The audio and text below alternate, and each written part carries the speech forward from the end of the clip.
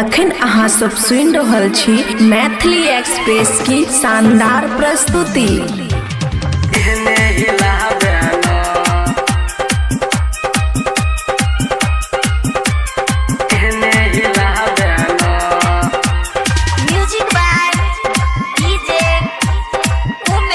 खुशी recording studio बलुआ।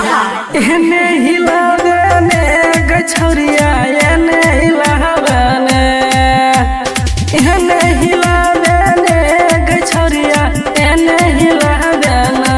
देखे हतौ गोली खोलतौ चोली गे बुचिया एने हिलावेने। देखे हतौ गोली खोलतौ चोली गे बुचिया एने हिलावेने। एने हिलावेने कमरिया एने हिलावेने हो, एने हिलावेने कमरिया एने हिलावेने। देखे बहु कि देह बहु नमरी खोला बहु गंगरी गे गोरकी एने हिलावेने। कि देह बहु नमरी खोला बहु गंगरी गे गोरकी एने हिलावेने।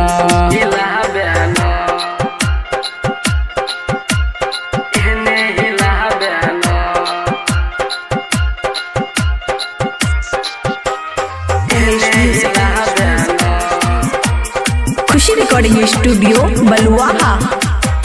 दरभंगा कुशेश्वर के चौरा तोर तो नथिया राती में, तोर तो नथिया राती में। दरभंगा कुशेश्वर के छौरा तोर तो नथिया राती में। रजुआ रकिया परहदीप छोटुआ आयल छहु बरियाती में। हबन लोगे में गे बुचिया हबन लोगे में। कि देह बहु नमरी खोला बहु घंगरी गे बुचिया हबन लोगे में।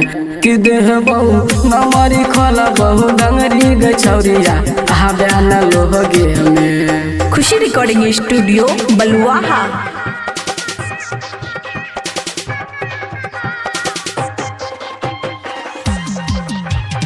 हबन लोगे में।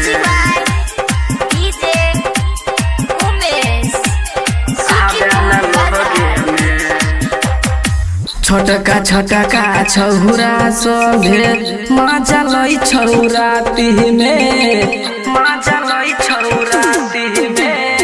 छोटका छोटका छौरा सभे मजा लै छौराती में। 60 साल के बुढ़बो कूद के जवान कहा के साथी में।